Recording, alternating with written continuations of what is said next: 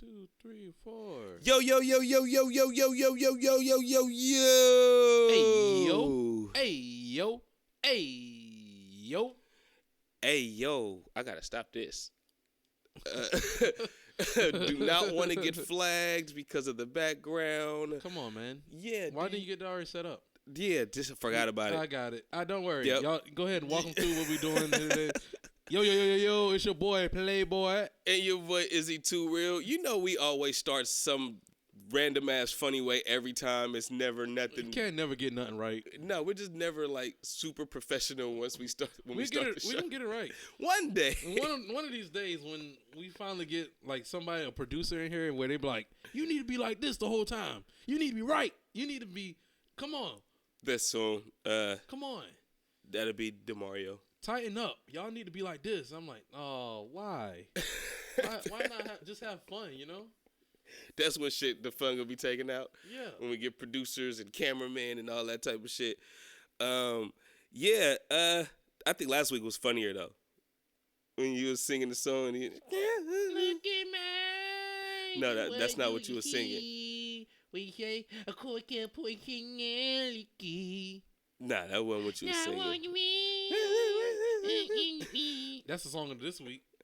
You wanna be. Oh, I'm the coast of personality. Ain't that something? Yeah, so anyway, I let him get his little song off. So, man, great. Damn, I'm hitting the microphone. You know My why? bad. Yeah, what's up? Because I called it. Ladies and gentlemen. He wanted to sit here. He wanted to bash me. He didn't believe, but I believe. I was one of those people that CM Punk was talking about. I kept screaming his name. I screamed from the back, from the top of the arena. I was there. CM Punk's coming back. I called and I yelled from the top of the mountain, hey guys, CM Punk's coming back. And here's Izzy. No, he ain't, loser. Go in the house. Exactly how you treated me. But now look at me now. Who's on top now? Y'all didn't think he was coming. God did. God did. God did. First of all, I got a question for you. What's up? How do you know that I wasn't on your side the whole time, but I know how you be right, so I had to go against it in order to make this shit happen for real? How do you know that's not the real shit? I'm not going to fall for this trickery. I'm not going to fall for this. I refuse to fall that for it. is 70% real. Because I was like, this motherfucker always be right with shit. So I'm going to go with it even more because I really do want him to show back up. In my mind. But he actually going to get his heart broken because he's not going to show up at I'm Survivor happy Series. he didn't come out with the Shinsuke, though. I'm okay. Wait. Because I predicted him. I predicted Shinsuke to start the show off and then CM Punk just comes out. Oh, did you? But I also was like, if not, I'm okay with that. The Women's War Games is going to start the show. So yeah, we both knew the Women's War Games was going to start the show. So that's what my prediction was, that CM Punk was going to start the show off with it. So I was really happy that he didn't. So, because that moment made it so much better. It made it sweeter. Triple H has a formula. He understands that. But tell me that even if you just thought for the inkling that it really would happen, tell me that you thought that it wasn't going to happen at the very, very end of the show. That's what I'm saying. I'm going to say this. Hold on. Let me say this. Go ahead. I had no clue this shit was going to fucking happen. So let's put that out there. No clue. So I'm not going to sit here and fake like, oh, I knew he was coming. But WWE just has this trope. If they're going to bring somebody major back and they have no story, they're probably going to show up at the very, very tail end of the show. Well, that's a Triple H thing. A Triple H thing is to have you watch the whole pay-per-view, and then out of nowhere, at the end, he throws the graphic up, little copyright graphic in the corner, making you think that the show's about to end, and then boom, what you least suspect happens. Because he did it when in NXT when Tommaso Ciampa turned on Johnny Gargano. Thank you. Because I was just gonna ask you. We talked about this before. Yeah, that's his signature. And he did this before, and I was like, what was the last thing that he did this with? So yeah, the Tommaso Ciampa thing. It was another thing too. Something more recent. But Tommaso Ciampa and Johnny Gargano, the attack was one. I want to say he did that with the Undisputed Era when they debuted it. Nah, but it was one more. I think it was more recent. Recently? Yeah, because we talked about it like one of our first weeks of the episodes. It was a return.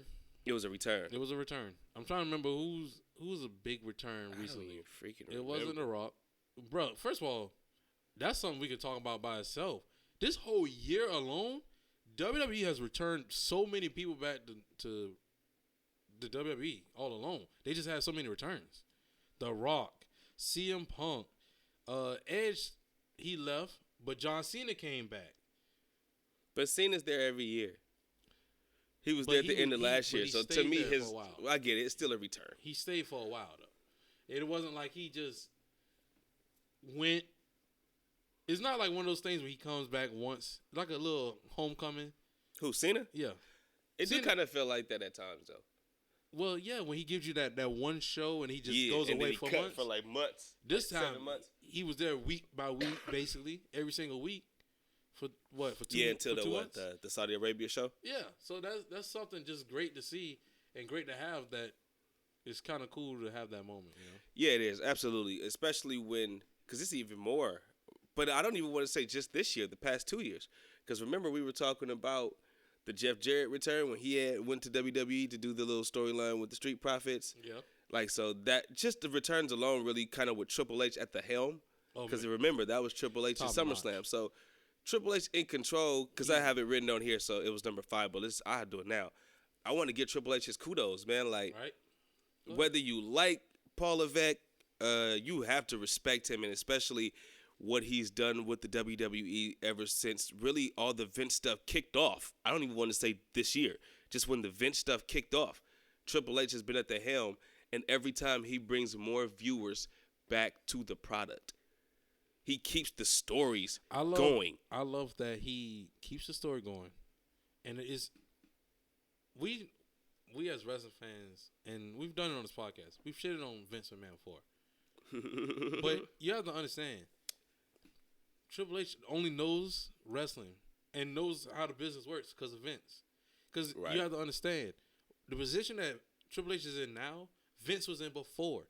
The only thing that's different is we watch Vince grow old and out of touch. And out of ideas. Triple H he's right now where Vince was during the Attitude Era, where it was like he had ideas, he's not old, and he's not out of touch. He's in touch with what's going on around him. Triple H knew going into Chicago, you have to bring CM Punk there. You have to. Especially after everything that's happened with AEW, the moment was going to be there. And there was no other. If you debuted CM Punk in the Royal Rumble, it would have been big, yes. But man, that crowd, when I tell you, you wouldn't have got that feel. You wouldn't got that feel. Because that Chicago crowd just knows. They know how to debut Punk. Yeah. They know how to bring him and welcome him back. Goosebumps. I didn't get goosebumps for AEW when he came back in AEW. I did. I didn't. I did. Because they talked about him so much. Because they already kind of set it up so much. Yeah, because we knew he's coming. Well, did we know? Yeah. Did they announce it? Basically, the first dance. Then they had Darby Allin doing this. He literally kept. So they just did teases, but I'm saying, like, was it announced that, hey, first episode of Rampage, CM Punk's gonna be there? I don't remember, or did he just pop up? I think he kind of just. We expected that he was gonna be there, and the rumors was he's gonna fucking be there. They said his contract is signed and everything. Yeah, it all came out. Yeah, we knew he was gonna be there, but AEW TV wise didn't say this Thursday or this Friday Punk's gonna be on Rampage. That's true. So it was kind of a thing where it's like, we know he's gonna be here, but is he? It was like when he came out, I was like, oh my god. I can't believe he actually showed up in AEW. But then again, I was like, oh, well, that makes sense. Damn, this is great. This is one of my questions, too. I didn't write it down, but this is absolutely one of my questions. Which one was the bigger return? WWE. Or the bigger, the bigger show up? The bigger, I don't even know the term for it. Just, which one was bigger? The Punk's debut in AEW or his return in WWE? I will say WWE. I'm going to say WWE only because there was no guarantee. It was rumors. And like I said, Triple H had that formula. He knows. No, I just want to say this. To make you feel like you're not getting what you want, and he gives you exactly what you want. Well, look, I'm going to take his word for it on what he said during the press conference, that everything was not going on back then, and I think that's what made it even bigger because everything was shot down. Yeah. Everything was shot down. From the Dave Meltzer, the Ross Sapps, everybody was saying, hey, it's not happening. WWE don't want nothing to do with Punk. Whoop-de-whoop-de-whoop. So you know, like, hey, but then Punk keep throwing all these teases out there about, you know what I mean? So it's like, okay, well, will he or won't he?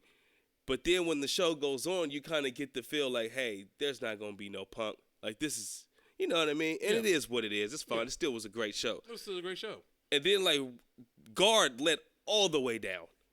Let down. I'm like, okay, because me personally, I'm waiting to turn it off because I told you when I called you. I'm waiting to go to the next program and find something on YouTube and start rolling up. Like, I'm just ready to do that. And then as I'm about to push the button, the static hits and I'm like, no fucking way. And I'm screaming in the room, no fucking way. And he pops up and I'm like, okay, they did it. But let's go into this. Let's go into Survivor Series review. Before you go, let's do it. I just got to say, it's kind of like, because I read this too, and it makes sense. It's like when you're on Christmas Day, and on your Christmas list, you put a PlayStation 5 or Xbox, a video game, and like your parents. And you know you're not going to get it, or in your mind, you know you're not getting it. Or your parents like, oh, you've been, like, you know in your mind, oh, I'm good. We're definitely getting this, right? I'm getting this. And you come in that morning, look on the tree, you're like, oh, snap, that look like a PlayStation box. You open it, it'd be like, it's not that. It's like some books or something or some BS. Mm-hmm. And you open up all your gifts, and then you be like, out the closet, and you come be like, that way. Dang. And your parent be like, your mom be like, you got one more gift. And they come out with it, you be like, ain't no way. You unrip it, and it's that PS or that video game. That was how Triple H did us. He got us in that pause. That's how he got us. He was like, bruh, y'all ain't getting it. At least you're going home with a good pay-per-view. You're like, okay, cool. Because you said it. You about to turn off the TV. You're like, cool, it is what it is. And that music hit. Changed the whole night. Changed my whole night. I don't pop out my seat a lot.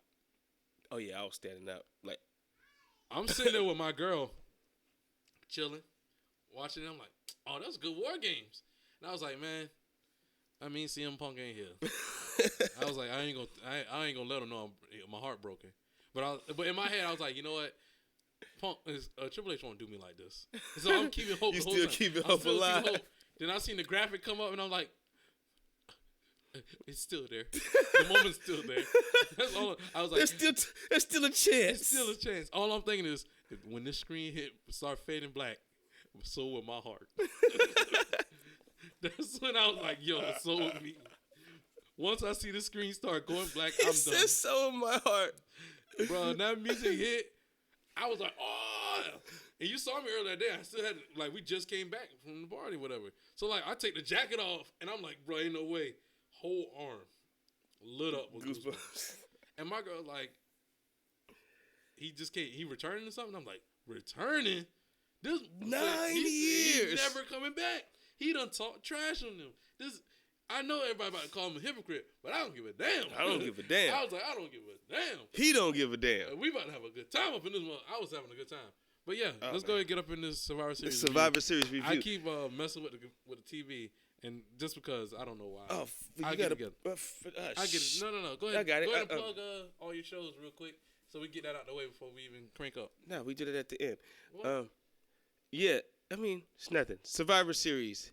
Held live from Chicago, Illinois at the Allstate Arena. Are you trying to do my thing? Oh, no, I'm just trying to start and give you some time to finish. Okay, sorry. Held live from the Allstate Arena, again in Chicago, Illinois. First, I want to say the aesthetics, the way that shit looked. I don't know, for some reason, the rings look smaller when they do the double rings. So I don't know if they do the ring measurements a little smaller for those shows, but anyway, it looked great. But I actually love the fact that the LED lights instead of like a big ass stage, because it made the runway longer. Yeah. And it made everything look like it made the feel of a big show. It felt like they were in a stadium, but they were in an arena. I love that they changed the stage. Right. Because usually they have it set up where it's the regular stage and then it's the double ring. Right. And then it makes it look shorter. Smaller, yeah. It's smaller. I was like, man, I like that. I liked it. I liked it a whole lot. I thought it was a great setup. And still was able to fit in more fans than they usually are ever to. Yeah. It's because of that ramp. That setup is way easier. So I think it's the stage. Because when they make the stages, they block off a whole portion for the stage. Right. But this time it wasn't really blocked off. Nothing was blocked off. Yeah. Packed the house. No, almost. They were 100 tickets shy of packing the house. 168, I believe. It was sold out. Nope, 168 tickets short. We should have got 168 of selling out. of us out. If they would have told me that, I would have went and bought a ticket. I would have just bought a ticket just not to be there. Just not to be there. Just not to be there. I would have bought a ticket. All right. Let's start first match. Was there a pre-show match? I didn't get to see, so. because again I was hosting the party, so Survivor Series War Games. I did that already. Hailing from Rosemont, Illinois, the All-State Arena with attendance of 17,138 packed in there. That's nice. We had the first match. We start off with the Women's War Games match with Bianca Belair, Charlotte Flair, Shotzi, and Becky Lynch defeating Damage Control's Bayley, Asuka, Io Sky, and Kairi Sane with Dakota Kai on the outside. With, I want to say, Bianca Belair pinning Bayley. So, with this match, I did not get to see it. I got to catch a little bit of it. So, I got the tail end. I got the Bianca pin. And I got to see the replay of the Io Sky dive with the trash can. Which was dope, but she does it all the time. So, but it's just so crazy to me. It's so crazy to me because you're literally blind inside the trash can and you're just hoping to God that them girls catch you. Right. Like, and you have a trash can on you, and they're girls, so some of them might be like, you know what I mean, like a little hesitant because they don't want to get hit with the trash can. Right. So it's really taking a big chance, but still a very dope move by Io. She has no fear being on top of them damn cages. Me, I'll be a little shaking, a little timid. I thought it was cool that she just, because usually she just does the moonsault. This time she kind of like just torpedoed herself.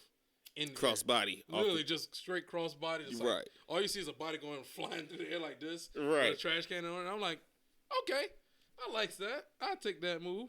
That's something that's kind of be like, okay, I don't want to get hit by that, but I wouldn't either. But goddamn it, I would know I would catch her ass so she wouldn't fucking kill herself. Yeah. Cause oh my God, like just imagine coming off the top of them cages. Them cages is not small, y'all. Like them cages are fucking huge. At least like 15 feet taller than what the ring is. So it's at least a good 10 inches taller than the top rope. Especially her being so small. Yeah. Man, so I think it was a great match. There's some parts that people noticed, which made Bayley the MVP of that match, was basically Charlotte had Io in the figure 8. Bayley drops an elbow, saves Io from that. And then Kyrie goes for the insane elbow. That gets blocked by Becky. She puts her in the armbar. And then after that, I want to say she puts in an armbar. Bayley breaks that up. And then I want to say Shotzi hits a move on Asuka. Does she? And then Bayley breaks that up. She literally saves all her teammates, all in motion. But since Bayley's the one who got pinned. Yeah, no, I'm saying before she got pinned, she saved all of them. Oh, I thought we said somebody else earlier, but no, it started to make me remember that Bayley got pinned because now it got me like she might get kicked out of Damage Control. Yeah, which I mentioned that right before on the predictions. I was like, I got Bayley getting pinned. This is gonna cause her breakup. This is gonna cause the breakup of it all. Yeah, they're not gonna mention the fact that she saved all of them, but. Nah, because they're going to remain heels and she's going to turn babyface. Which I'm okay with. I'm going to start. It's time for her to be babyface again. I got to start writing this down. Let me get a pen and paper. I'm going to take a pen and paper real quick. Yep, it's 2 notebooks. Take another notebook. I'm going to start writing down my prediction for WrestleManias. My WrestleMania. Nah, well, yeah. Because I've been. Did you see it? No, I did not see that. But I'm going to write them down so I can remember. Because sometimes I don't be remembering all this stuff, and sometimes we be having long episodes, and I don't feel like going all the way back and watching. But Hey, fuck you. These episodes be very entertaining. They do. I go back to watch them. I watch. And we them need that more one time. followers, more people to watch these yeah. shits. This show is actually kind of funny, especially with your crazy ass. Like, You think so? yeah. I bring ratings. Well, no, you don't bring ratings, but you bring a Thanks. very hilarious tone to the show. Well, I'm putting down right now. I got Io versus Bailey at WrestleMania. Io versus Bailey. That's one of my matches right now for WrestleMania. So Royal Rumble, that means you got Bailey versus Kyrie. Well, no, Bailey ain't getting no match at the Rumble. Yeah, she ain't. Bailey ain't getting no matches on the main cards No. until maybe. I have a feeling that they're gonna do either Shotzi. Yeah, because Triple H loves Shotzi. I think they're gonna do Shotzi versus Io at Royal Rumble, or Shotzi versus Io. That match is gonna happen sooner or later. Shotzi versus Io is gonna happen for some reason because Bianca and Charlotte has already fought, so that's gonna happen sooner or later. Man, it's just too many girls to keep track of. Man. Yeah. Well, they need their own show. I don't even know if they're gonna have their own. I don't know if they're gonna have the title on that match, but I got Io versus Bailey, and I'm putting my money on a Charlotte versus Bianca match at WrestleMania. I don't want to see that if it ain't for the title. I think it's gonna be for the title. Yeah, if they ain't got the title, I think Bianca's gonna beat Io for that title. Either Charlotte or Bianca's gonna beat Io for the title. Charlotte already got the record. And then I got, sorry, not Io, my bad. Charlotte versus Bianca. Nah, just write them down. We'll talk about it later. I got another one too. Just from this match alone. These are because in my head I'm like, these are people that needs to be on Mania. Well, they're only gonna get 4. 4 matches? The women are only gonna get 4 matches. It's way too many top star guys now. That's true. It's way too many. Two. So you got 2, really 3 title matches. It's gonna be 3 title matches. The women's tag team title match might not happen. You think so? Yeah. Okay. Man, I just want that ain't happen. Especially if Chelsea Green still got the title. As long as they put the titles on Kaden Carter and Katana Chance soon, I'm okay. But it won't be a Mania match. They will not be a Mania. Maybe the night after. But it won't be a Mania. So, because I've been thinking about these ideas later. But as right now, that was a great match. All in all, I gave it on a scale of 1 to 5. So 1 to 5 stars. I went 3.5. See, I can't rate it because I didn't see it. I went 3.5 because it wasn't a bad match. It was just it picked up really fast, and it wasn't a bad match at all. I go 3.5. Oh yeah, I did like that Bianca came out with 2 braids this time. She had 2 braids instead of 1, which I was like, okay. The 2 pigtails. Yeah, 2 pigtails, which I was like, okay, that's dope. Next match we had The Miz versus Gunther for the Intercontinental Championship. We both called it. Gunther got the win, of course. Of course. Nobody as of right now. You don't see nobody who could take that belt off that man. Gunther, as long as Roman Reigns has that world title, Gunther should have his Intercontinental title. Nah, even after Roman loses that belt, Gunther should still have that. Yeah. Unless you plan on Gunther winning the world title, ain't do nobody not take right the now. Intercontinental title off. The only person. So this is why. This is another. I be thinking about him. I be thinking, bro, y'all got to stop me because I be thinking about. I be setting these cards up so fast because I think about the long terms of all this stuff. And I be reading different things, studying different things. So now I understand he watches wrestling to see if his predictions are right. Yeah, because I've been watching this for so long. I'm like, I could tell where this is going, and this is what I want. This is how I want my story to go. But Gunther shouldn't lose that title to nobody right now. Nobody is on his level to take that title from him, except for Drew McIntyre. No, I'll go Drew. Drew's a main eventer. I'm going to go Drew. Like I said, I'll keep Drew there. Because Drew is a main eventer. But like you just said it. There's so many names. There's so many main event guys right now. To the point where Drew could literally get drowned in that name. In that whole pool of big name stars. Not to me. He can. Not if he's one of the ones that's getting... how to say it? Damn, I can't get no words right today. If he's the one that's being pounced around in those feuds, so say like him against Rollins, We already know we're gonna get part 2 of that. Yeah. Then you put him against Punk, put him against Cody. If you're using him like you're gonna use Seth Rollins, because Rollins is gonna go against everybody. Yeah. If you use him that same way, he won't get lost in the shuffle because he's gonna be kind of in it with them.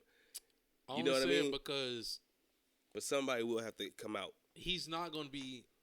He's such a main event star, yes, to the point where you're gonna be like, bro, you're not a world champion. But he's a heel now. Now he's a heel, So which makes it. It gives him more. But exactly, but it gives him. Who's the top heel on Raw? Right now, Judgment Day. yeah, I'd probably say Drew right now. And ain't none of them to me really main event guys. And I love Damian Priest, but to me he's not there yet. That's why they refuse to pull the trigger on him cashing in that fucking I'm about to briefcase. say, if anything, It's I true. don't think he's gonna cash in that title when he's gonna cash in that briefcase when he turns babyface. I think he's gonna cash it in.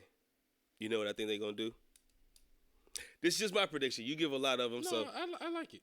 I think somehow, some way, Seth Rollins is gonna hold that title all the way to Mania, Yeah, and that's when we're gonna get the Punk versus Seth Rollins. right, I think we're gonna get it at Mania. right. I think Punk That's beats one of mine. Seth Rollins, but they're not gonna give Punk that belt, and that's when Damian Priest comes out and cash in that damn title. Cash in that Whoa. briefcase. Because Punk cashed in the briefcase before too, so he understands how that goes. Yeah, and I totally believe that's how Damian Priest is gonna cash in that match. Cause it makes sense. You know what I mean? Like, or Seth wins it, and then because people didn't want Seth to win it, then Damian Priest comes out. But it's gonna be that match. I definitely believe it's gonna be that match, I'll be okay with that.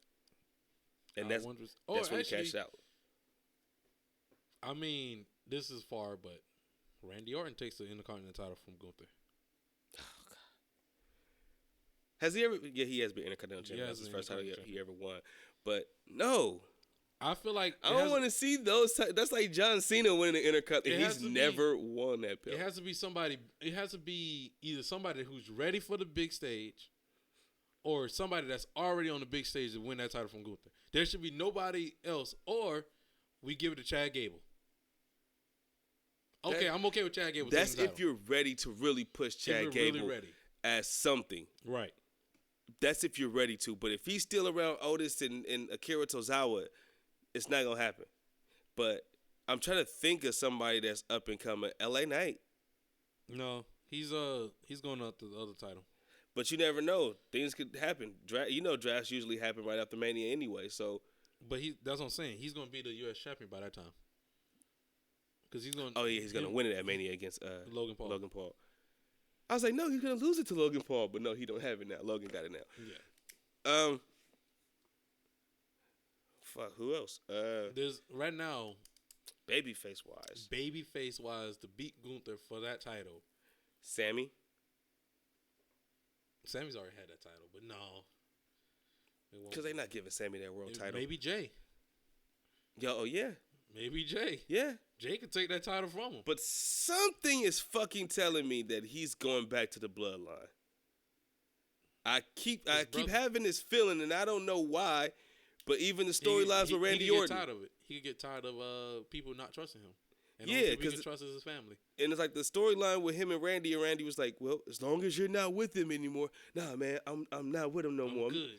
Yeah, like that kind of it solidified my fucking feeling. Like this nigga going back, bro. I don't know where they going with it. Probably a turn on Cody, but they going back.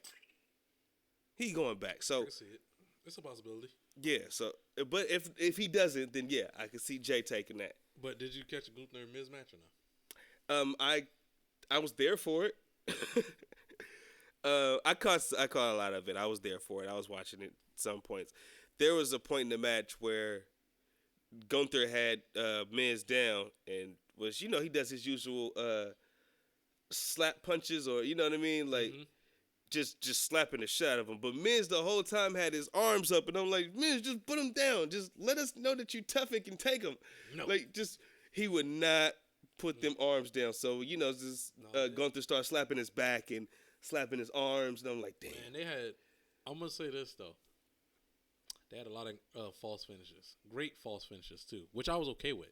Because I was like, man, you could tell as the match was going on, the fans were believing the Miz guy actually beating Gunther. Which I'm sitting there, I'm like, ain't no way he beating Gunther. Nah, but they had me, like, I'm sitting there, I'm like, bro, if he does beat Gunther here now.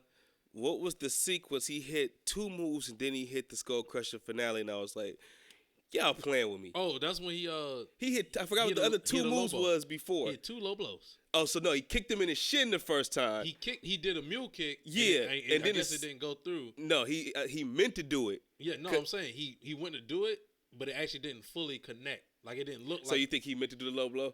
Because Corey Graves, and then the replay showed. So I was like, oh, maybe he didn't meant to do the low blow the first time. You talking about the mule kick, right? Yeah.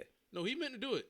Oh, he definitely meant to do it, but he knew that it didn't fully like hit. No, the mule kick, it hit, but then I didn't know if you were talking about if he was trying to get the low blow, but his leg wouldn't go all the way up, so it turned into a mule kick. I think it was. That's what you think like it was? He attempted to go for the low blow, but it ended up being just a mule kick to the shin. I think it was like the shin or knee or whatever. It was a shin. And then all of a sudden he was like, fuck it, and just he right. Then he did it, and I was like, yo, if he about to win like this is about to be crazy. And that's exactly what I was like. I was like, y'all playing with me, because he hit the Skull Crusher finale right after that. I'm like, no way, blood. And that was super close. And I think Gunther had his eyes closed, so you know when eyes is closed, the ref is gonna count to 3. So I'm like, oh no fucking way. And he kicked out. I'm like, all right, you damn near got me. So close. And I was like, that's when the moment I was like, yo, the Miz, is he gonna beat Gunther? And I was like, no, ain't no fucking way. with me. And I was mad because it's funny. Me and my girl was doing a drinking game. Mm-hmm. We got to the house kind of late. Kind of got there. We got to the house right at the end of the women's war games match when Gunther is making his entrance. That's when we kind of get in. And we had this drinking game, which I was going to post on social media and everything, but at the point it was kind of deep in, and it's funny. Hey, she got balls, cause I ain't playing no wrestling drinking game with you. Why? Fuck that. We done been through the rules already. But it was a simple game, cause it was a simple game. Yeah, it was simple. So we had 1 sip for a pin attempt. So you make your drink, you get 1 sip pin attempt. 2 sips every time somebody makes a war game entry. 3 sips for a finisher. 4 sips for a new gear. 5 sips for a heel or face turn. Well, how would she know who had new gear? Because I could tell her. I'm not going to lie. I'm not going to lie. Not in the drinking game. Yeah. 6 sips for a disqualification finish. 7 sips for a submission finish. But nigga, ain't no disqualification finishes this night. But you never know. 8 sips for a table break. Okay. 9 sips for a title change. And you have to finish your drink for a return or debut.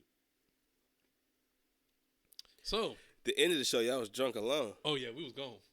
By the end of the show, we was end gone. of the show, you're fucked. Because really, I was upset because I was like, bro, I didn't expect Gunther to win by submission. So in my head, we didn't start yet. So when the match ends and Gunther beats him with the Boston crowd, bro, I was like, bro, that could have been 8 sips alone. But 7 sips alone. And I was like, bro, we could have been gone for real. But it was a great match. I gave it like a scale of 1 to 5. 3.5. Yeah, 3.5. Good job by Miz for getting people enthralled. Oh yeah, great match by the Miz. I expect you could put a broomstick out there with Gunther and he would give you a classic. And I was okay with it. Especially if he gets to break the broomstick. Oh yeah. This next match, didn't expect it. Wasn't on the prediction card, which I was happy with. What, the next match? The next match, yeah. Yeah, I wasn't happy with it. You didn't like it? No. Dragon Lee versus Santos Escobar. And I don't know if it was the commentary during the match. I don't know. I just was not a fan of the match. The match was kind of slow plotting, especially for these 2 luchadors. Slow. It was very slow. And I'm like, dog, Dragon Lee is the next Rey Mysterio. Why are y'all wrestling this slow ass match? And Escobar, I've seen you go fast in NXT. Like, what the fuck? Or why? It was very tamed. Yeah. It was a tamed match. So I wasn't really big on it. And then plus we were supposed to get Carlito, and we didn't get Carlito. Which I'm not mad about, but it's just that the whole change and everything, and it's like, okay, I think this is supposed to be the match for Carlito, but instead this is what we get here with Dragon Lee. But whatever. I thought the match was good. I love Dragon Lee's sit down powerbomb so much. I love that move. Why? Because they body hit before he hits? Yeah. They body hits the canvas before his ass hits. And he folds them. Like, they end up getting folded. I'm like, yo, this is crazy. Keith Lee's is like that, too. Well, it used to be. Keith Lee's used to be like that. The Spirit Bomb. And I used to love that. But I like that Santos had a moment where he went to ripping at his mask. And I was like, okay. Didn't he do it a couple times during the match? Yeah, I think so. Yeah. I was like, okay, we getting that out of him. Yeah, we get it. He hates the mask and everything. Just to close it, I love that Santos hits they didn't call it a Canadian destroyer.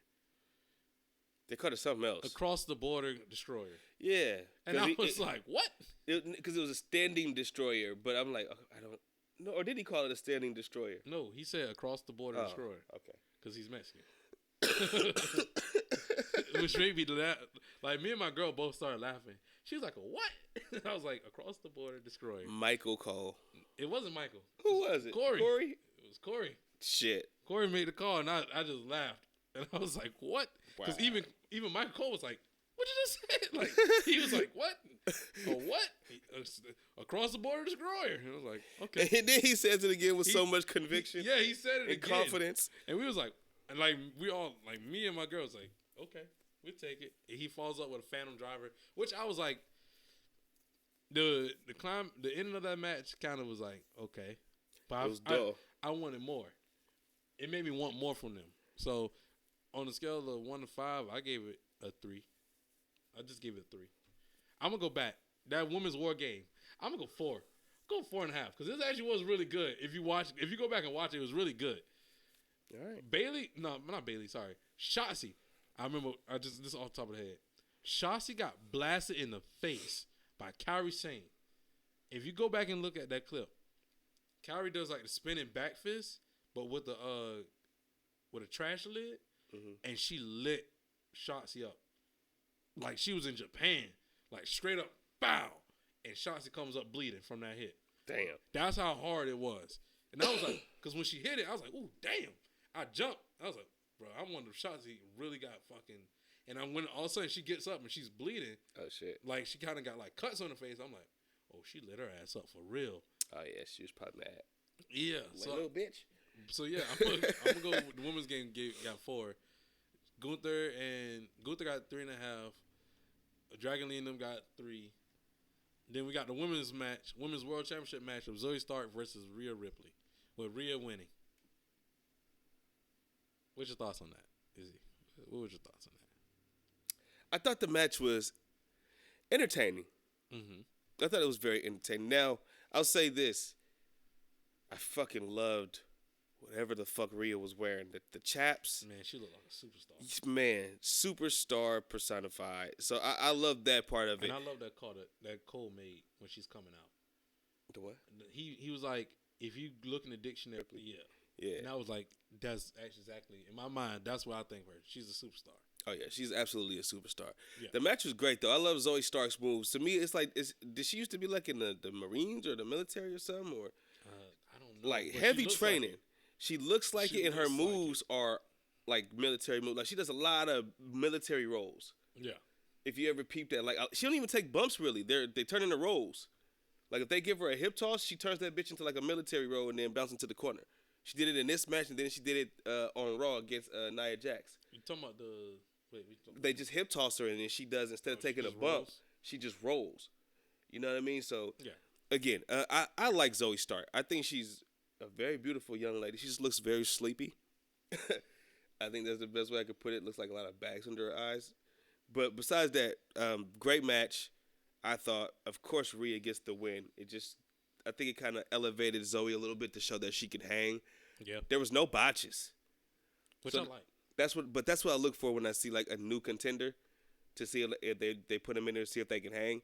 I look to see if they're gonna botch anything, if they fuck up anything. I think there was kind of one spot, but I really don't recall at the top of my head. But I do recall there was one.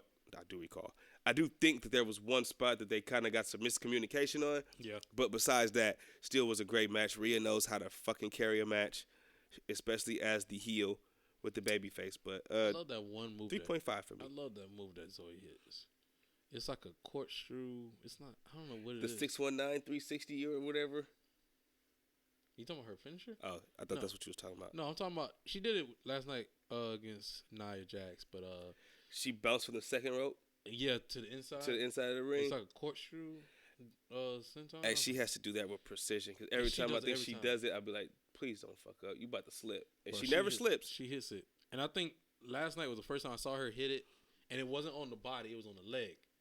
Yeah. And I thought she did it by accident. No, she but did it on purpose. She did it on purpose, and I was like, bruh, okay. I could get behind this move fully now. Because I used to be just like you. I'm like, man, I hope she don't slip. Yeah. I'd be like, man, this... Because you got to do it perfectly. Like, if you Every don't really time. know what you're doing, you're going to fuck up. You shouldn't do it. And I'd be like, ooh, I see where she placed that foot. And I'd be like, all right, just bounce up perfectly. And she do it every time. I'd be like, all right, you had to be in the military or something. Like, you be doing these moves, like, so perfectly, but you're doing with your own twist. Huh? Family might have been. Yeah. Had to be. But I get that match was like a 3.5. That's what I said. 3.5. 3.5. 3.5. But lastly, we go to the main event. It was only 4 matches? 5. Women's War Games. The Miz match. Nope. Dang it. That wasn't Miz? Yeah, Miz and Gunther. Miz and Gunther. Dragon Lee and Santos. Women's World Championship. Okay. War Games. Men's War Games. 5 matches. 5. I love a good 5. I love it. I love when Triple H does that. That's another kudos I give. I love when Triple H does. Man, 5 matches, bro. Because by the time, because really, if you look at this pay-per-view, you probably maybe an hour and a half into this pay-per-view when the War Games comes on. Because if I'm correct, because About 2. the women's match was 33 minutes, Gunther match was 12 minutes, Santos and them was 7 minutes, and then Rhea and them was 9 minutes. Then was the last one 54? And then the last one was 34. That's it? Yeah. Bro, we're in and out. Damn. We're in Usually and the out. War Games matches is like 50 minutes. Man, hold up. I got you. We doing this. So he's doing the math right now, quick adding up maths. the total of the match. Before we even get to The matches. War Game, we are 60 minutes. So an hour and 2 minutes into the show. No, but you got to also add in the backstage segments. Yeah. And then the segments where they're leading up to the match. Because they have the package promo. So that's right there, probably extra 15 minutes in. Yeah. So 15, 20 minutes. So I said so hour and 20. a half. Maybe Yeah, hour we can do 20. an hour and a half at the most. Hour and a half, hour 20 into the show. I mean, that's not bad still. I'm not, bruh. I'm so over them 4 or 5 hour shows. You know who I does think it. AEW fucked Yep. Yeah, AEW fucked it up. Because it was every pay-per-view. And I was like, I swear to God, I'm not spending no more money on that pay-per-view. Bro, 15 to 16 matches every pay-per-view is ridiculous. Oh, God. Bro, this is a big 4 pay-per-view, and we got 5 matches. But that's how, to me, that's how Survivor Series started. Survivor Series started with 4 matches. I'm okay with that. You know what I mean? Exactly. But it was only a 2-hour pay-per-view, too, the first year. And then the second year, it was 5 matches. Because it was all Survivor Series matches. Right. So it was 5 Survivor. And that's how it was till like 96? No, 96 was 6 matches. And then when it got to like 98, then that's when it was like, oh, game over. Because that was the Deadly Game tournament. So it was like 18 matches. And I'm okay with that. What? I prefer that. The 18 matches? No. Oh, okay. I prefer the 5 to 6 matches. Right. I don't need too much. Nah. What is it? Less is more? If it's a Mania, give me what you gonna give me. Yo, yeah. Pat, I want all the stars on the card. Yeah, give Pack me it what in. you gonna give me. Especially That's why I when like you- the 2 nights. Oh, yeah. Because everybody can get a shot. I enjoy seeing the daytime WrestleMania turns into nighttime. Oh, it really becomes a spectacle. I enjoy that because then I'm like, okay, now we about to get to the nitty and the gritty. This is the big moments right here. Yeah. Like we about to get to the main event. Then the fireworks got off. It's nighttime. Well, I think the real shit happens during the daytime. Oh, the real shit. Or happens. no, it happens when it starts to get dark. Yeah, the transition. Yeah, in between. that's when all the big shit happens. Now, when it's dark already, it's the main event, It's the and main then event whatever time. happens. Mm-hmm. You know what I mean? But at the beginning is when shit really kind of pop off. But men's War War Games Games. match, Here we go. and this is with Finn Balor, Damian Priest, JD McDonough, Mm-hmm. Dominic and Drew McIntyre taking on the team of Cody Rhodes, Seth Rollins, Sami Zayn, Jey Uso, and Randy maybe Orton.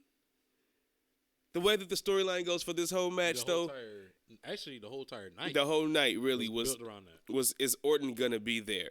Because building. Orton was not in the building. So, hold on. Got to do this because I will forget. Last night on Raw, Michael Cole did again say something stupid that I was like, motherfucker, did you really just catch? Did you catch what you said? So, he said, what? What'd he say? Last night, before Survivor Series, I talked to Randy Orton, and he said, and I thought in my head, I was like, wasn't the whole storyline that Randy Orton wasn't there, and that nobody can get in touch with Randy Orton? So you mean to tell me that you are the one person that talked to Randy Orton? The night before. No, he said the night of Survivor Series. Yep. Before the event, he talked to Randy Orton. So before the event, yes.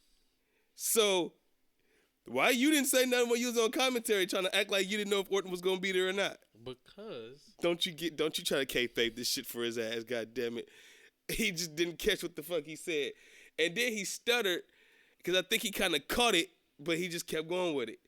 I'm like, blood, you do this shit all the time. You don't have to add in this extra shit. Just call the match.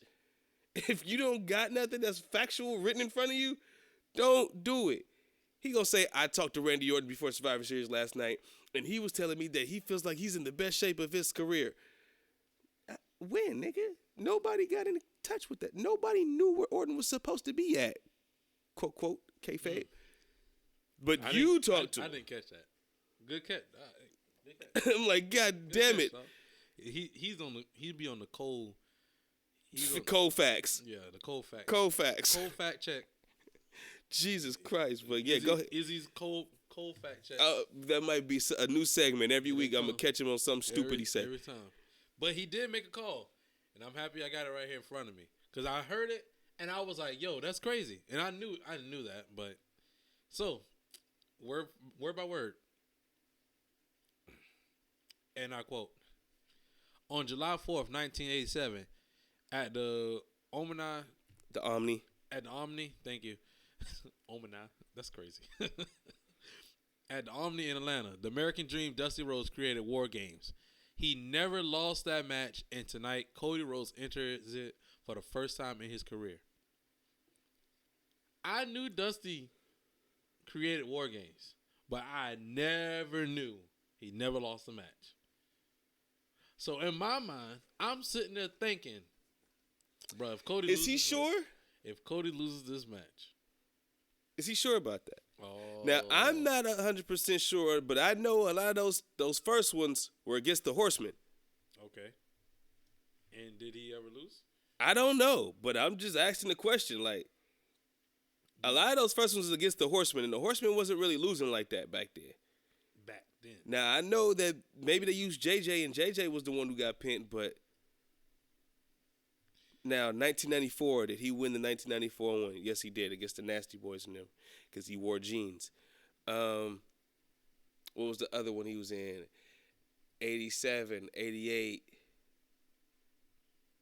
and then he was gone. But they had a whole tour.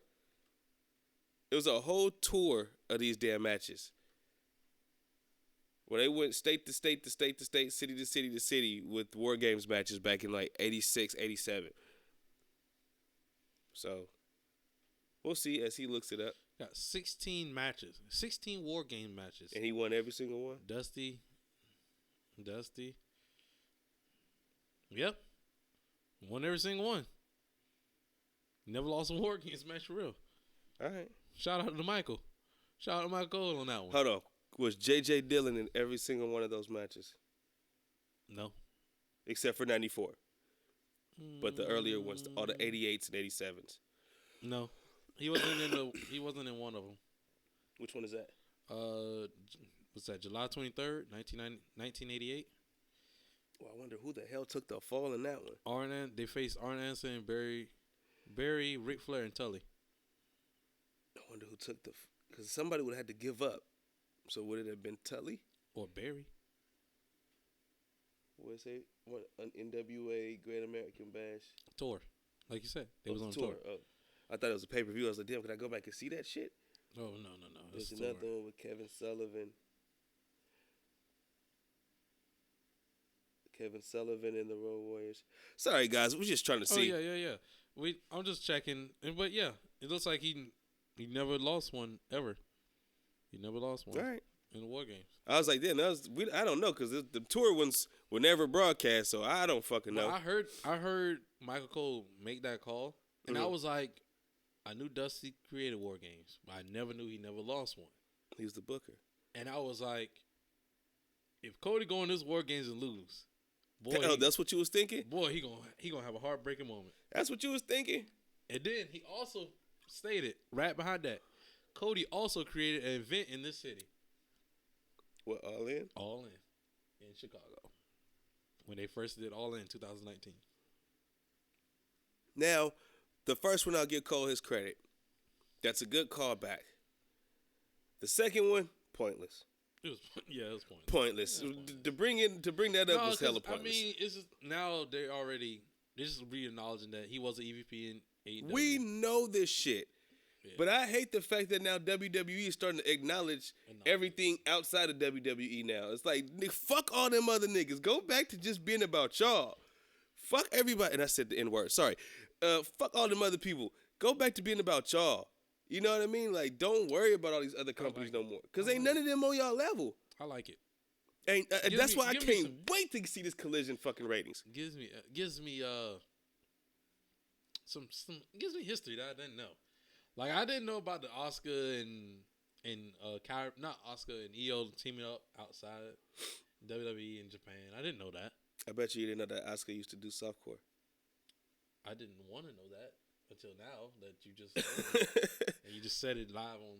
Just pictures, not like. Oh no, they did do the little but whipping shit with no mic, clothes. though. Yeah. I don't. Are we gonna get A lot of them have. Are we gonna get banned for that one? Or are we gonna get censored for that one? No, we don't have enough viewers. Oh, good shit.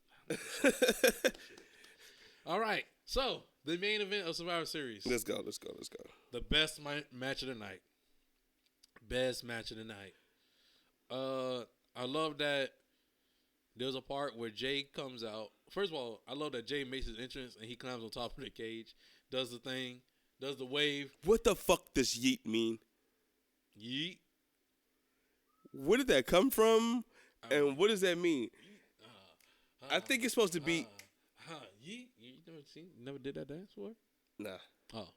So it's a dance called yeet. No, it was a dance. Like 2014. But it just ended up becoming like something when you see your called boy. yeet? I knew about the dances back then. I wasn't. I don't never remember no dance called a yeet. Man, come on, man. But basically, it's I thought he was how we used to use it. Like that, yeah, to throw something like to throw it, you have to yeet it across the room. But how I used to use it back in the day, like when you see somebody across the street, you be like yeet, what up? It's like a way of saying what up. Wow. So that's how we. Seeing that he's from the Bay Area. I mean, it might be a bait. Y'all need to figure that out in the Bay Area. And of course, this is where we shoot the show. I'm thinking that it was supposed to be Yee, Y-E-E, and somehow it got misconstrued along the way and the T got added onto it. No. That's what I'm thinking. I totally think that and I could be fucking wrong. You know how wrong I've been lately on this goddamn show. But it just feels like it was Yee, because that's what people used to say in the Bay, like, Yee! You know what I mean? And somehow, with White America, and with it being WWE, and for them to trademark it and put it on T-shirts, they put a T at the end of that shit. I don't know, man. It could be used different ways. Because what the fuck is he throwing when he doing this? He ain't throwing shit. Throwing his arms in the air like he just don't care? He's not throwing anything. He's just controlling the crowd. But what does yeet mean? Yeet means to throw something. To throw something. Yeah. So, again, it doesn't correlate. But it's about the dance. He's not doing the dance. He's not doing the dance. The dance is... Yeah, he's not doing the dance. Hey, bro, I don't know. I don't know. It's just like Uzi. Uzi means something different. Uzi's supposed to be juicy, but it's used with Uzi. You know what I mean? Yeah. But that's what I'm saying. It was supposed to be Yee, but for them to trademark it, they put Y-E-E-T. You tell me you never seen that? Yeah. That's you. But he ain't doing that. He's not doing that.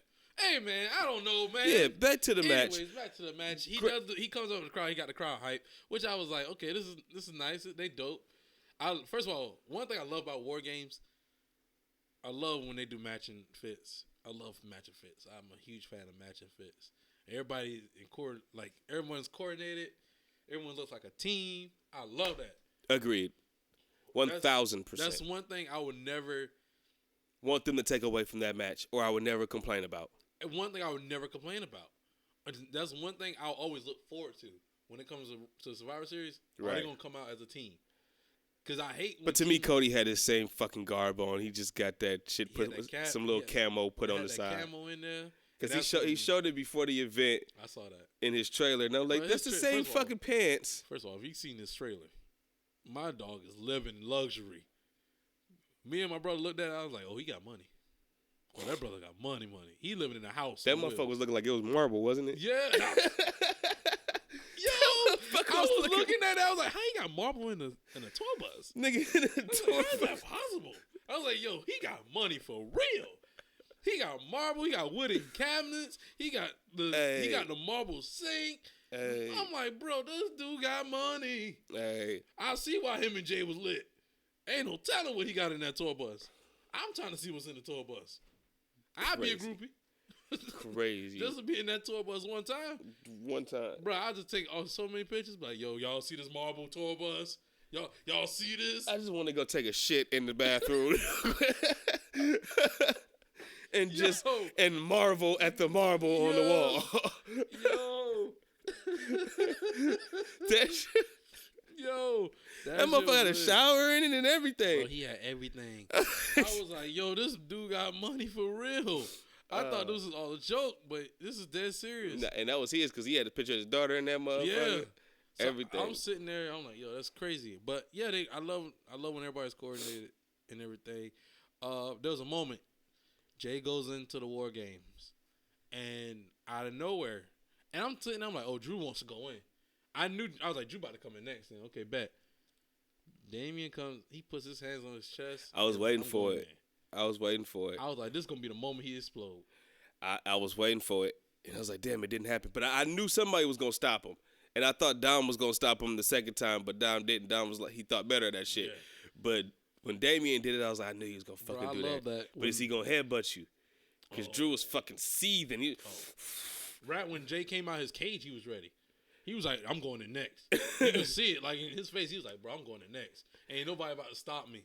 And then James talking about something, this is a part of my plan. It's all part of the plan. I'm like, dang, bro, come on. Bro. You got no plan, bro. I didn't like JD's hair.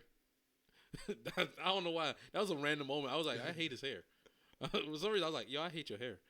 I didn't mind. I was happy that I like that they had Seth and Finn start. Because in my head, I was like, in War Games, the person to start off is the person who has the best cardio. I was gonna say that too, the best endurance. Who could actually who could do a long 30-minute match and still be going. In my head, I think in the past they had like when Undisputed Era did War Games, Roddy Strong was always the person to be the first one. Right. Because he had the cardio monster. And I was happy that they did Seth. Sammy. Yeah, they could have did Sammy. Because we've seen Sammy in like Pro Wrestling Guerrilla have long ass matches and shit. So even one of his matches with Kevin Owens at NXT was long as hell. Yeah. So I thought Sammy or Seth would be okay. But I thought Seth was the world champion, so I was like, yeah, ain't gonna make him go first. But no, it was Seth. No, I knew they was gonna make him go first. Did I call that? Seth's whole story has been. I think I called that. I called Seth, but I called the JD too on the other side, and it was Finn. Yeah. I was like, God damn it. All right, but yeah. But yeah, as the night went on, it was good. I'm trying to think of any like crazy spots that happened. Nothing super crazy happened in that match. Nah, not until Orton came. Time out. If something random happened, Damian Priest pulls out a police baton. And I was like, what the fuck is that in his Oh, yeah. Hey. I thought it was a fucking knife. Blade. Yeah. I was like, he put a machete on their ass. And then he started hitting him. I'm like, it's a baton. It's a baton. I was like, yo, did he just pull a blade out on camera? What's going on here?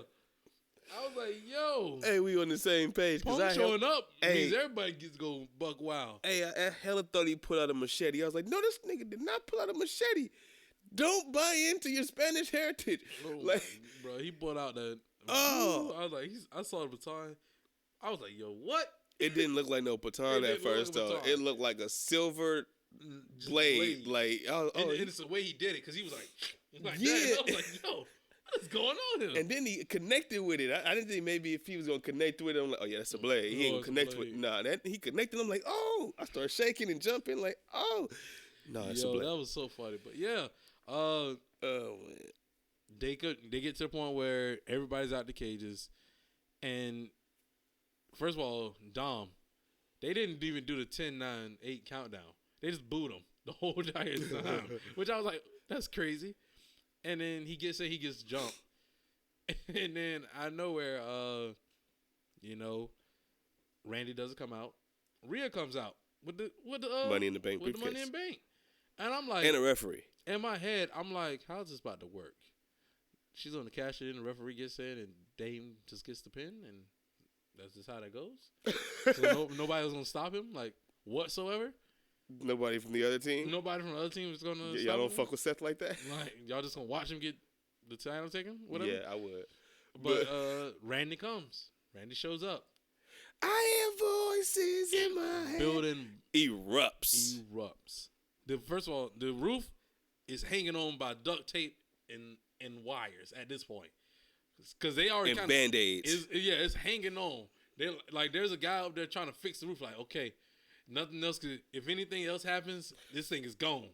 So he's like taping it down. He's like, let's get some little zip ties on it.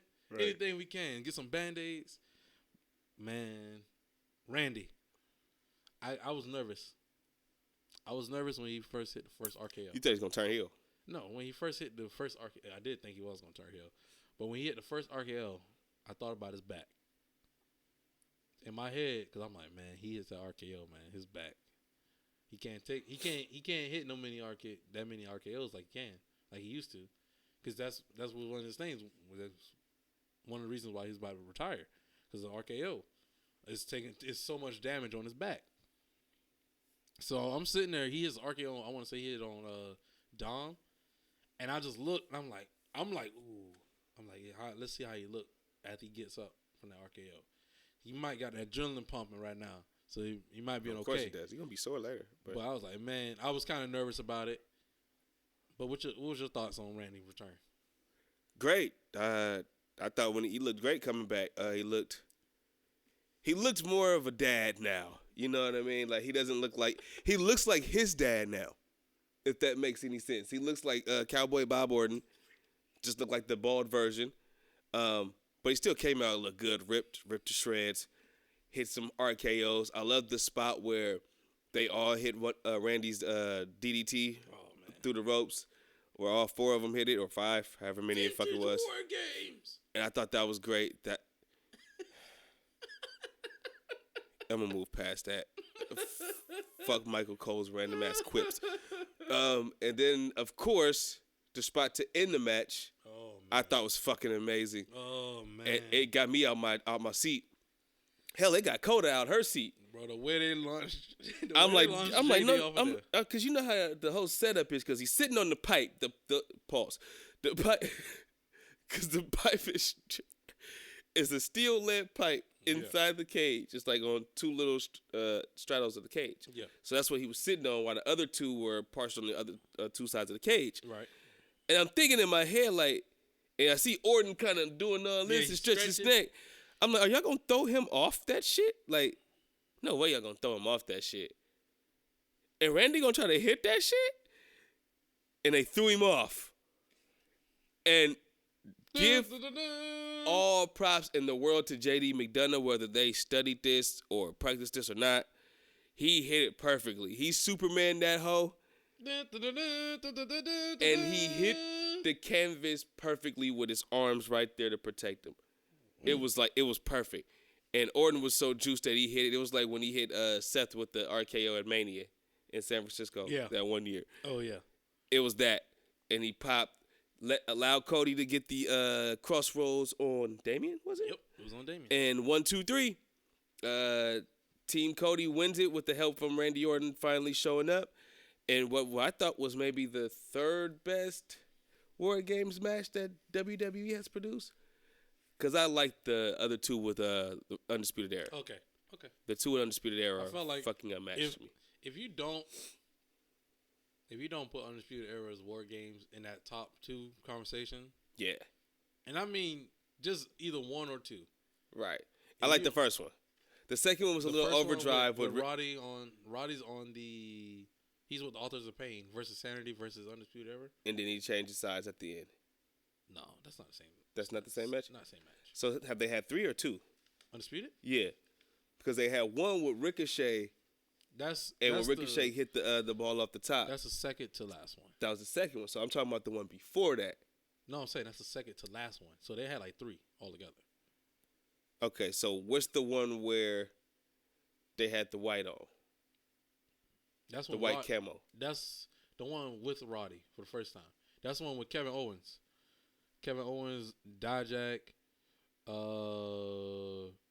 want to say Tyler Bate and Ricochet. I want to say that's the lineup of that. But that's and the second one had Aleister Black and Ricochet. Yeah. Okay. So yeah, that first one, not the second one. Because I would say the first one was the first War Games. And the second one also had Johnny Gargano.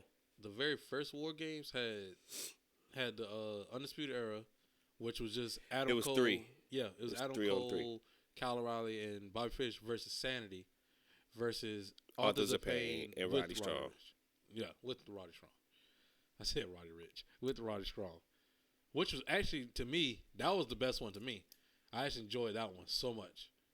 I don't know why. That one, and that's when... It was weird because it was 3 teams. It was 3 teams? And it was the first one. Yeah. It was the first one WWE ever did. So, all in all, though, still great. It's great. And then again, as everything is ending, we get the little the copyright logo. Yep. And then we kind of get another little logo too. So it was like 2. And then we think it's gonna be over. Gonna get a fade to black, but no. We get a static. And the crowd erupts. And remember, you were talking about the building was hanging on by the guy just a thread. Sitting up there. Oh, that bitch. He's walking away like, man, I did a good. No. He was holding that bitch and trying to fix one more part, and it blew off, and he was holding on to it like, ah! That's what the fuck. That's what the fuck. What he did? He went, ah! And flew off with that bitch. When CM Punk showed, not only when the music played, but when he showed up, because people had to really be like, "Are you ribbing us here?" And when he showed up, it was it. Because I'm not gonna lie, I still was like, "Y'all bullshitting me." Even when they said the CM Punk name on the thing, I'm still like, "Y'all bullshitting." No. But when he walks out, that officializes it. The place goes crazy. Seth Rollins goes crazy. He's being held back by Michael Cole. No, not yet. He's not yet. At the point in time where Punk comes out and does his clobbering time. Oh yeah. They're already outside the cage. Yeah, he's going bonk. Yeah. But if you want to go before that, I seen another camera angle where the music first hits and all the guys are still in the cage. Mm-hmm. And they're all shocked as fuck. And Rollins didn't have that angry look at first when the music hit. You know what I mean? It was, the fuck? You know what I mean? It was more of that. Sami Zayn kind of he was walking that way and he was, oh shit. And Jay kind of backed up like, oh shit. You know what I mean? It was. I heard that excuse me. Those guys didn't find out till right before they got out. I heard they didn't know at all. No, until the music hit. I heard that one Triple H signed CM Punk that morning. The same morning of Survivor Series, he signed the contract.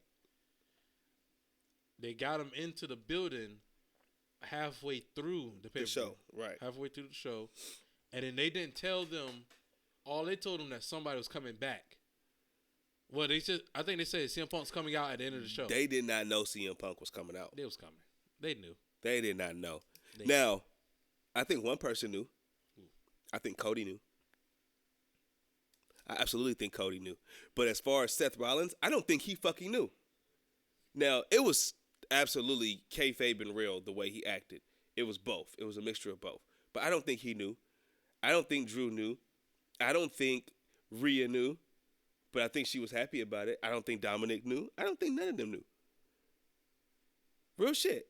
I think this was something that Triple H did, and so it wouldn't get out. He didn't tell anybody. Yeah, well, of course. He's one of the people that's great at that. Right. So that's why I don't think as close to the chest as possible. Correct, and that's why I don't think none of them guys knew.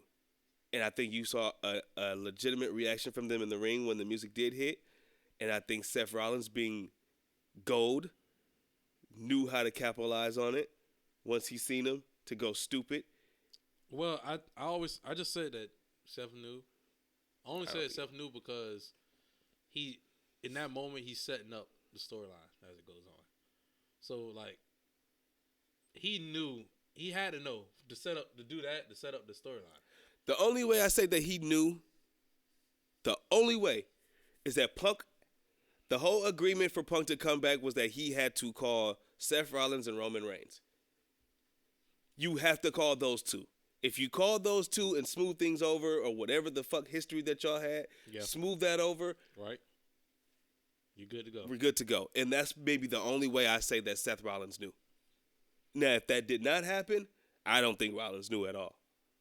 I think it was legitimate. I think Rollins was smart enough to be like, well, let me pitch to have this match. Because right now they got him penciled to go against Drew. For what?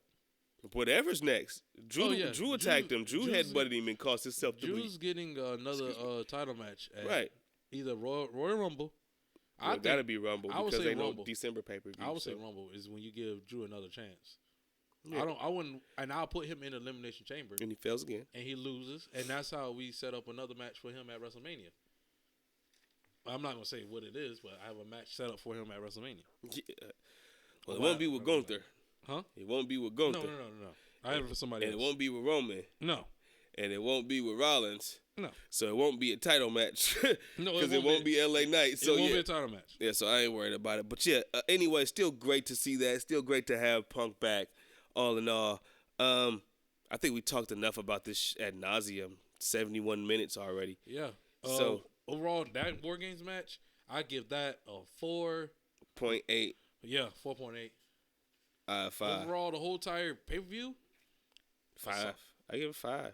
5 out of 5. Yeah, 5 out of 5. 5 out of 5. I was intrigued the whole entire night, really. Yeah. There was no point when I was like, oh, this is too long. Because it's only 6 matches, so even the matches that you really didn't care about, or 5, you was like, whatever, I still can watch it. I can watch it. And they were only 7 minutes and 9 minutes, so whatever. Time flew by anyway. Yeah, so you didn't even fucking worry about it. So, as far as other things, do you want to talk about Raw?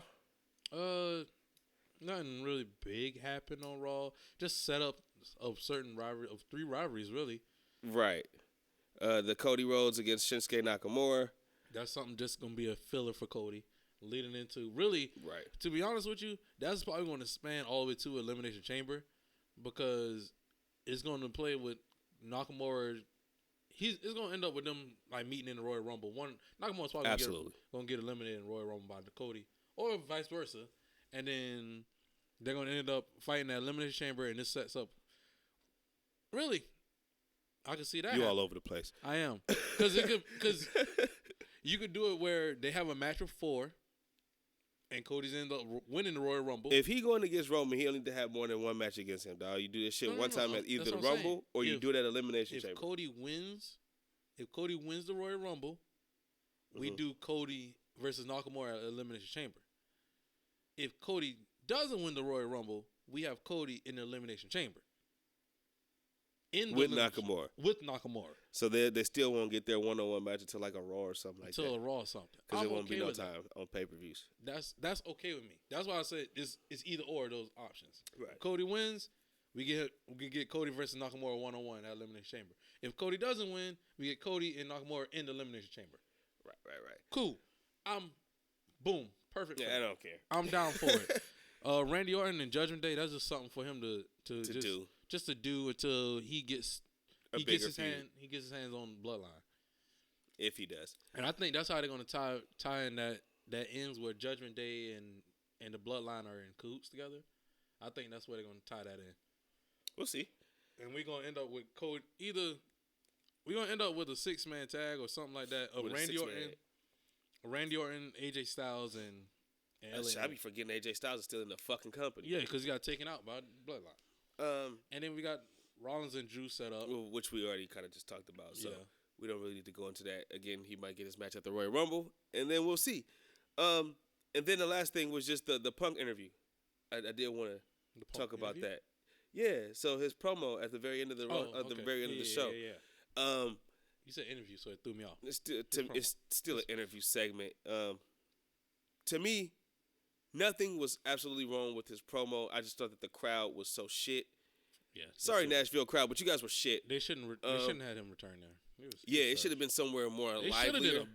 They should have really just sold a 3-pack.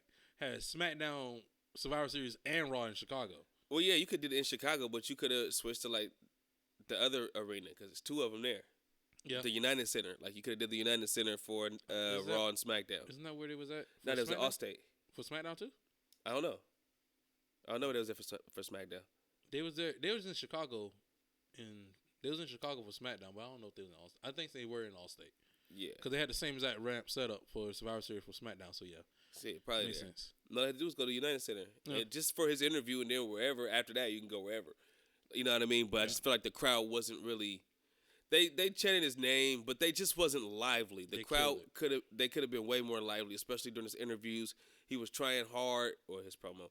He was trying hard at certain segments of the promo to get them into it, and they'll like get into it for like a second, and then the energy would go right back down again. So again, there was nothing wrong with the promo. It just felt like the crowd needed to be more into it. But hell, after 3 hours of fucking wrestling, you might just don't have the energy to even stay up anymore. So I was gonna say that, but I'm not gonna give that to them because the whole entire night they were like that. They were up from Randy, down the whole entire tag team turmoil, down the whole literally during Nia Jax and them, down during the women's title, back up for Randy.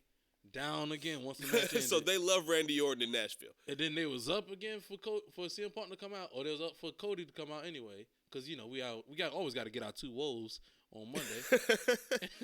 And then they our 2 woes. Yeah, try 4. Cause Seth got woes. Oh yeah, I'm talking about for Cody alone. We got to work that pyro. We got to get that power budget in there, baby. Yes, sir. Unlimited. Unlimited. Got to get that pyro going. Yes, sir. But, yeah, they was up and down the whole entire night. So, they had if they were consistently yelling the whole entire night, I could understand them being dead by the end of the night. Right. But the whole time, they was flat. Except for when Orton come out. Only when Orton come out, then they were like, oh, bro, we got to get lit. Yeah, we love Orton. We love Orton. They didn't even pop when the Jelly Roll guy pushed J.D. McDonough. Yeah. And that's like a celebrity guy that's from your hometown. They didn't even pop for that. Grammy Award winning. So it's like, and it's crazy. I learned about him like 8 years ago. That's crazy. I know from DeMario. Like because we was talking about being like underground artists. And he was like, check him out because he an underground artist. And nobody really know who he is, but he be making like $500,000 a year. Yeah. So and then when I seen him on the show, I was like, that's the guy that DeMario told me about like 8 fucking years ago. Oh, now he popping. Yeah. That's what's up. It took him a minute. So he got a country award? Country award. I was like, okay, shout out to him. Do your thing, shout right. Out to him. So, but anyway, very good Raw. I love what Triple H is doing right now at the company. Triple H wasn't even there last night. Well, Road Dogg. Well, no, he's SmackDown. No, Bruce Pritchard. He ran Raw last night. Bruce Pritchard ran Raw. What? Yeah, Pritchard. Shout out to Brother Love because Triple H was on wrestling. The real Brother Love, not Diddy. Talking about the real Brother Love, Bruce Pritchard. God damn it. Good shit. Because the show wasn't really boring to me, even with some of the talent that we had that I'm not even all the way enthralled with. It still was very entertaining. I love the Creed brothers that they kind of got a push. I love that the DIY they had a strong showing. Because they won 3 matches, 3 of the 6 matches. 2. 3. Who was the third? Oh, they did. It was 2, and then they lost to Creed in the third match. Right, that's true.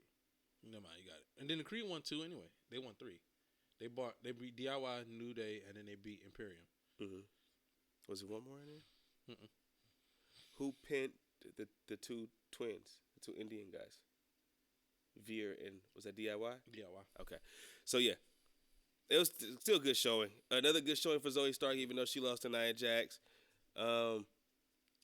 Yeah, that's pretty much it for Monday Night Raw. Yeah.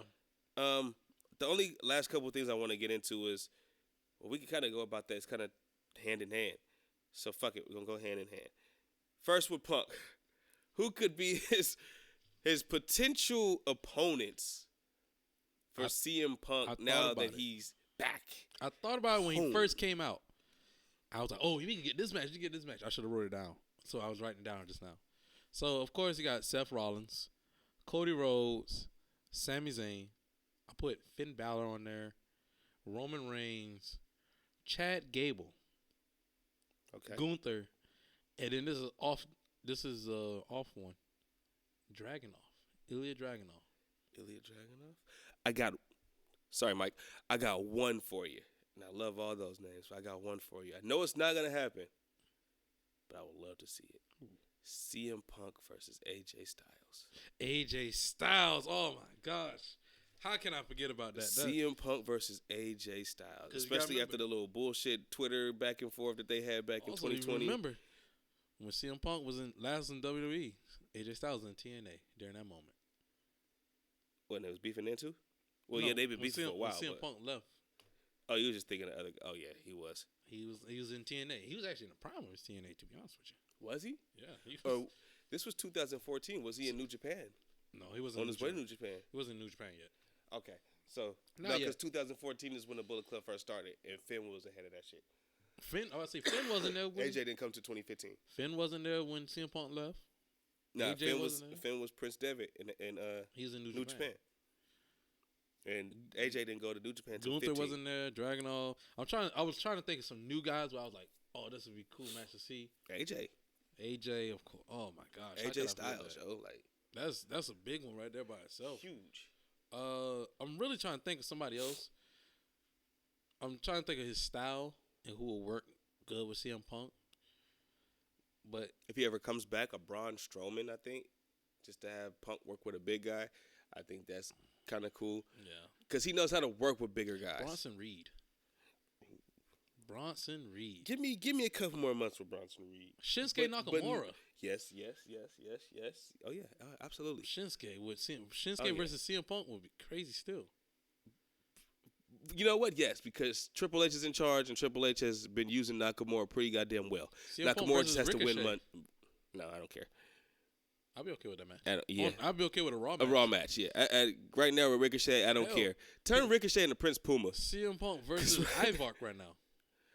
No. Ivark isn't going crazy. Ivark's been like this. Look. He's been good singles. Look. I'm just thinking. I was just about to say this when you brought up Bronson Reed. I was like, no more matches with Ivar. Why? Like, I get it. Beef on beef. I get it. Big meaty men slapping meat. Yeah. I understand it. Not these two. Why not? I'm good. Why not? I'm fine. I like that match, actually. I'm fine. I actually like that match on Raw. I'm good one time. I'm going to tell you why. Because if that match sets up them in a hardcore match or like a last man standing match or Vikings rules match, I'm down to watch that. It's going to be on Raw, and I don't care. Because they gave us a teaser on this past Raw. I don't want to see Ivar as a single. Why not? I don't know. I like him better. I actually like him better than him being in the tag team match. Huge mountain of a fucking man, but I like him better in the singles than tag team. I want to see him in a tag. I'd rather see him in a tag team. He's a bigger guy, and they're not gonna do anything with him. So why even have you in the singles if they're not gonna really do shit with you? Because right now your tag team partner's hurt. I hate that when your tag team partner's out, you're out. I hate that shit. I hate it so much because at that point you're boxed into only that now. Well, usually it used to be you find a new tag team partner that's going to be a substitute until the guy comes back. Yeah. And then that sets up the breakup angle, i.e. Rick Martel and Tito Santana. That's how in AEW they're doing that right now. With Top Flight, Darius, and then Action Bronson got together. Because really, when Top Flight used to get hurt, when one brother gets hurt, that was it. But then they let the light skin brother be a star by himself. Then he got hurt. And now they're using this one, and he's not as good as the other one. He's not as good as the other one, so they put him with Action. They put him with Action Andretti, and now they're a tag team. And I know the light skin brother's back. And I'm like, oh, so is he about to just drop action, or action just gonna be a Klingon now, a Klingon warrior? It's AEW. Who fucking who knows? fucking cares? Yeah, that too. I was gonna say that second. Who the fuck cares? They don't care. We'll forget Correct. about that story later anyway. Well, yeah, CM Punk got a lot of Potential opponents, man. that I'm ready to see. Man, I'm ready to see. I want to see what his first match is gonna be though. his first match, I don't know, but I know his first big match I feel should like be his Seth first Rollins. match should be against like Chad Gable. Nah, he a babyface. Oh, he is a babyface, huh? So you give him like Dom. Yeah, give him Dom. You throw him Dom or JD, since JD is kind of lower on the totem pole than Dom. Yeah, give him JD. Give him Finn. Give me Finn off top. But I shouldn't see Off top. CM Punk versus Seth Rollins until WrestleMania. Start placing all the fucking the tidbits for this shit now. Start laying the foundation now. Yeah. I mean, the foundation's already started. You don't have to have a match, but foundation's being laid. The foundation has already been At laid least every 3 weeks. with the way Seth has been acting. He mentioned it in his promo. He was like, I don't want to hear another word about this hypocrite. CM Punk he said everybody who's been walking around here saying they're the best in the world, they're a lie. Because the best in the world left 9 years ago and now I'm back. So that's because for the past week, Seth been saying, I'm the best in the world. I'm the best in the world. So I feel like the foundation is already there. We already got that motion going. Now all we have to do now is make it a slow climb. That's what I'm saying. That's all I'm saying. Start having these building blocks like every few weeks. Start throwing them building blocks in. They could be feuding with somebody else, but if that's where you leading the Mania, don't wait till fucking March or February to start want to do the road to WrestleMania with these two. Yeah. Do that shit now. Right. So that's all I'm saying. And as we talk about WrestleMania, I see you have a few. I don't really have none except for the ones that we always talk about. But now that Punk is back with the WWE, WrestleMania this year is going to be fucking crazy. I feel like WrestleMania 40, it should be the best and the biggest WrestleMania that they ever had. Especially with the star power that they have right now. It's probably the best that they've had in, 20 years. Not even 10, like 20 years. Yes. And I mean, it's jam-packed from the top to the bottom. That's how packed we are right now. We're talking about, and you said it earlier, and I'm going to keep restating it. You said it earlier. We're so jam-packed at the main event star level to the point where it's literally, I'm starting to say, it's flooding over to the rest of the card. Like, it's literally going to be a trickle effect? Is that a ripple effect? A ripple effect? Triple? Whatever? Ripple effect. A ripple. It's a ripple effect. There it is. It's going to go from the main card to the mid card to the tag team division. Like, it's going to just keep going. I feel that in my body. I feel like that's going to be the right thing because sooner or later. I mean, they got 3 shows, bro. They got 3 shows. We already got some of the main stars on NXT. Like we not even taking into consideration who's gonna be getting called up from NXT. Right. So like it's jam packed. But I wrote down some matches. Go ahead. I got Io versus Bayley. I don't know if it's gonna be for the title or not, but I got Charlotte versus Bianca. That should be for the title. Got Becky versus Rhea for the title. If you got anything, you got any feelings about him, just let me know. Then I got Gunther versus Brock Lesnar for the Intercontinental Championship. No title, non-title match. No, for the title. Non-title match. Why? Brock don't need no Intercontinental title. No. We know he doesn't need it. He's not gonna win. That's why. Even if he wins or loses, it don't matter. Don't even put that belt on the line. This is just Gunther wants to know if he can beat Brock. Why? And Brock I feel like that has no chance. I love when you add actually main event stars to that title. Nah, dog. Not Brock. Adds more, don't you? Not Brock. It's so prestigious to the point where he wants that title. You gonna have fucking you gonna have Mike Tyson challenge for a fucking lower weight title? Is he in that division? No. Can he come? Is he? Is his weight limit enough to go there? To go down? In that? It could if he loses enough weight. Yes, he could. But why would he when he's already been the heavyweight champion and really the most dominant heavyweight champion of the last 10 years? Why the fuck would he drop down a division? Why would they just be like, this is a grudge match without the title being online? Because we don't need the Intercontinental title with this shit. It's WWE, dog. They're going to put that title online. No, it's WWE. They might not. They're gonna put and I damn near wish for this match Vince was involved because the title would not be put up there. They're going to put that title on the line. They're going to put that title on the line. This might be the one time where you're wrong. Unless Gunther. This might be the one time where you're wrong. Loses that title before WrestleMania. What would Brock Lesnar want with the Intercontinental title? First of all, that's a title he's never won. John Cena never won it either. Do you see him challenging for it? Hey, John Cena. We all know John Cena will get put on his ass. Randy Orton ain't won that title in 10, 15 years. Do you see him clamoring for it? He might could challenge for it if he wanted to. But do you see him doing it? He just came back. Have you seen him do it? When? With Gunther as a champion? Have you seen him do it? Regardless of who the fuck the champion is. Exactly, yeah. He actually did it for the U.S. title. We ain't talking about the U.S. title. The U.S. title is less prestigious than the Intercontinental title. They tried so hard to make that title up. And it's always and they did it with Cena, and they did it with a few main eventers. It has been less. What main eventers have ever held the Intercontinental title while they were still a main eventer, besides Triple H during the two-man power trip? Seth Rollins. When that was Raw 2016. He had dipped. No, who? Seth Rollins? Yeah, he had dipped. No, he had dipped. He was a top babyface. John Moxley, when he was Dean Moxley, he had dipped. He was a top babyface. Bryan Danielson dipped. But these guys still, they're not on Brock Lesnar's fucking level. Brock Lesnar is Brock Lesnar. I can't forget what the name. Seasonal? Not seasonal. Okay, he's part-time. He's a part-timer. And yes, first of all, yes, he's part-time. But I'm saying, what part-time guy have you ever seen go after the Intercontinental title? Nobody. In the state that it has been in the last 10 years? How about this? We agree to disagree, but I'm going to stick with Gunther versus Brock Lesnar. Title or no title. I'm with that. No title, I'm with that match all the fucking way. I want it to happen all the way. You want it with no title? I don't need no Intercontinental title for Brock Lesnar to fight for. I don't care if the title's on there either. Yeah, that's redundant. I'm like, if he has the title, they're going to make him defend that title. No, they're not. They don't have to.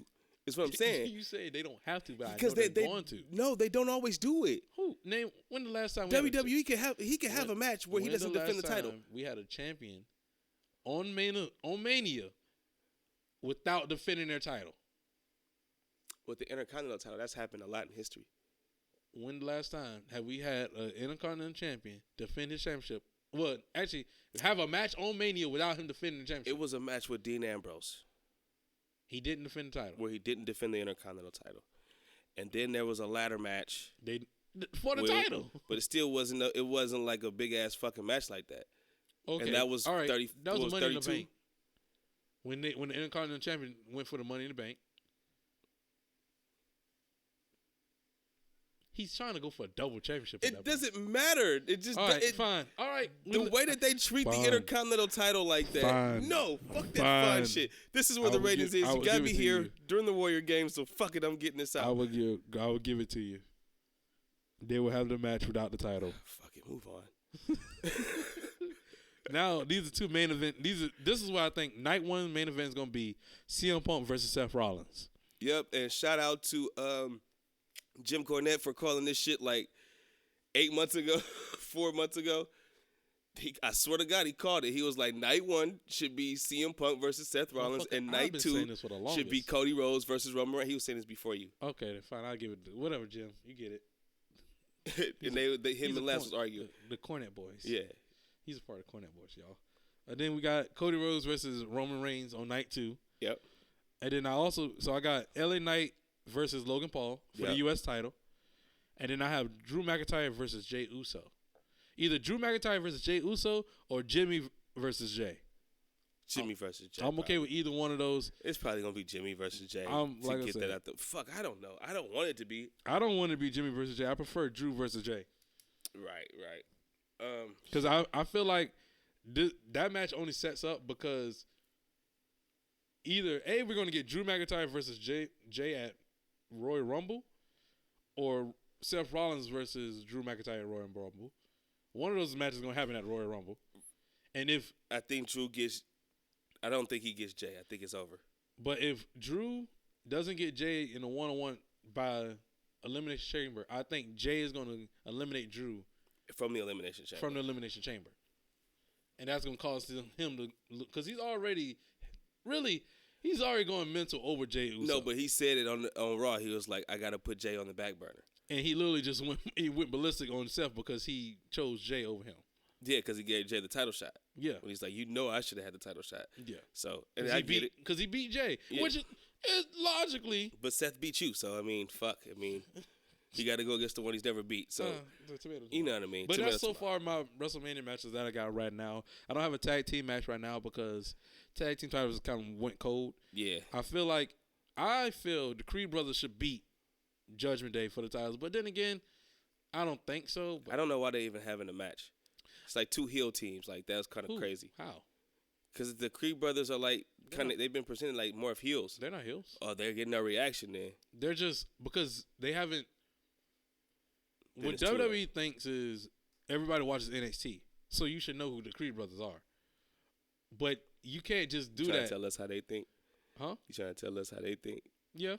Because they did the same thing. Honest, blood. They did the same thing with Dragon Lee. Nah. They just threw Dragon Lee out there. Dragon Lee is. But they thought people knew Dragon Lee because he's been in other territories or other companies. Yeah. The Creed brothers, these are brand new young guys. But this thing, Dragon Lee, he did a main roster match a while ago. Okay. Yeah, right. And they never did this is one of those things that we talked about in earlier episodes. You got to give these guys vignettes, promo packages. You have to do that. You got to present them in some way. Because if you actually, what WWE can really do is do how they did Mark Henry when, I want to say this is SmackDown 2004, when he was just doing feats, when he was like doing just crazy things in the back. The strongman feats. They could do the same thing for the Creed brothers. Because if you go on their Instagram and their social media, bro, they're doing some out of this world stuff. Like lifting each other up one hand and all this type. It's crazy if you actually go look at it. And you're like, bro, how are they even doing this? Like I think Julius he did a backflip while holding the cinder block the whole entire time. And I'm like, bro, is like the whole time I'm watching this, I'm like, yo, this is crazy. It's just different videos. Like if you just catch it, just strongman feats. And it's all three of them. Julius, Brutus, and Ivy all doing stuff. So I think that's a cool way for you to build them up and introduce them to the crowd. Like, these guys are wrestlers.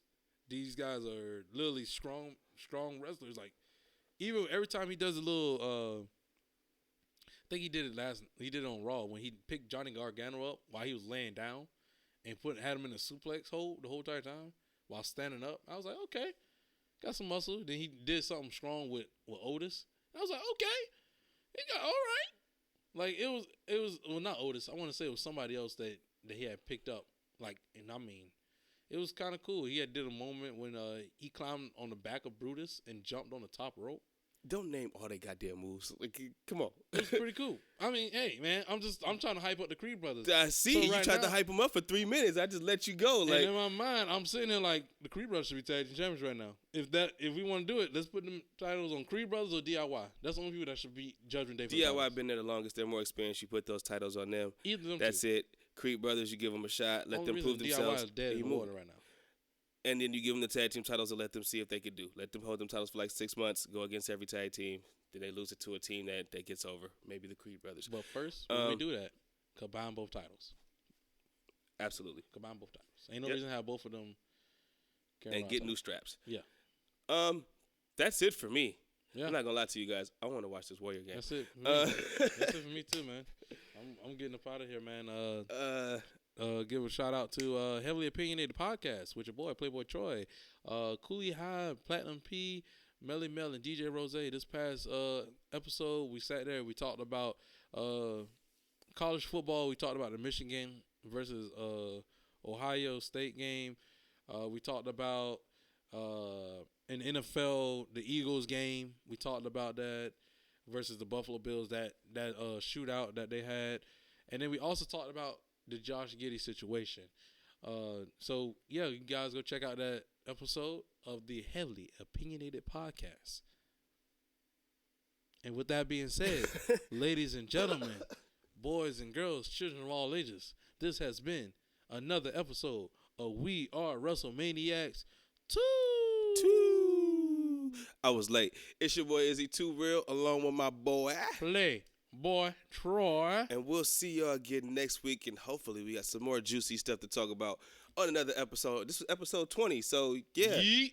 Damn, 20 weeks in. You guys have a good one. We'll see y'all next week, man. Yeet. Whatever the hell that means.